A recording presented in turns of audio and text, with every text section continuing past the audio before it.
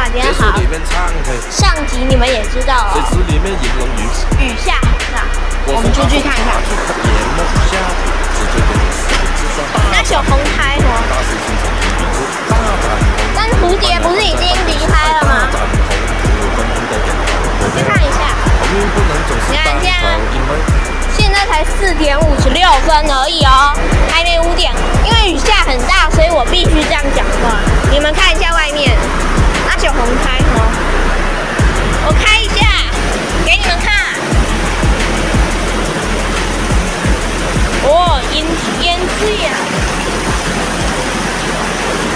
赶快观察。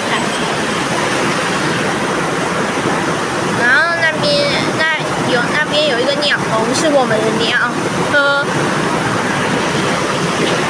订阅、按赞、分享、开启小铃铛，我们下回见。